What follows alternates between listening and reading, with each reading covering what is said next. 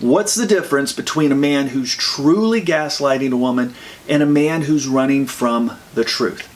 See, today, it feels like when a man messes up, he often gets labeled narcissist, gaslighter, toxic.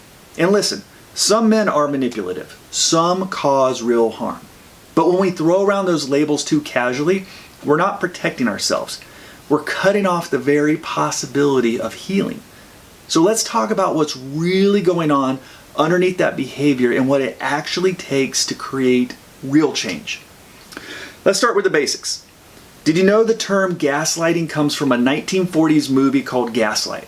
In it, a husband is dimming the gas lights in the home, and then he's telling his wife that she is imagining everything. Why?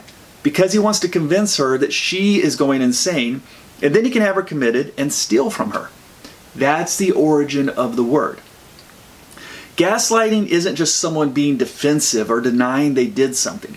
It's deliberate psychological manipulation with the intent to deceive and control. It's all about power. That is gaslighting, and yes, it is real. But it's not the same thing as someone who is overwhelmed, ashamed, or emotionally just shut down.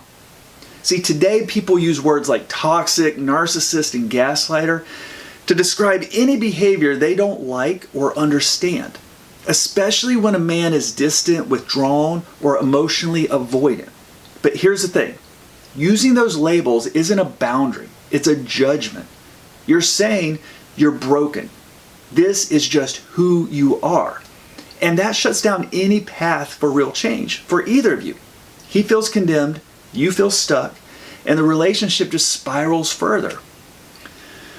So what's really happening underneath all that behavior? Shame. Most of the men I work with, they know they've messed up. They know that they're disappointing the people they love. But instead of owning it, they deflect. They shut down. They get defensive. Not because they don't care, but because they're terrified that if you saw who they really are, you'd finally believe what they have always feared. I'm not enough, and I'll never be enough. And that shame, it fuels more withdrawal, more blame, more lies. It's not an excuse, but it's the force behind a lot of behavior that we're way too quick to label as toxic. Here's the tragedy. The more shame he feels, the more he acts in ways that justify the label. He becomes the very thing he's afraid you already believe he is. And when you say you're toxic, you're reinforcing the story in his mind that you are fundamentally flawed and you'll never be enough for me or for anyone else. What if instead you said, I love you enough to say this isn't okay, but I also believe you can do better. We can do better. See, that's not enabling. That's a boundary. It's rooted in love and hope, not shame. The kind of truth that can open the door instead of slamming it shut. And yes, if he still won't respect you or change what he's doing, you may need to walk away. I mean, some relationships do need to end. But before you do, ask yourself, did I try something different than just labeling? Did I speak truth without shame?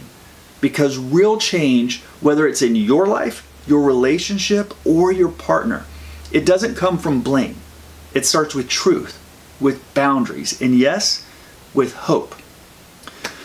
Look, if this message hit home for you, I hope you'll share it. We don't need more finger pointing in relationships. We need more clarity, more accountability, and more understanding. Hey, subscribe for more videos like this. This channel was made for you.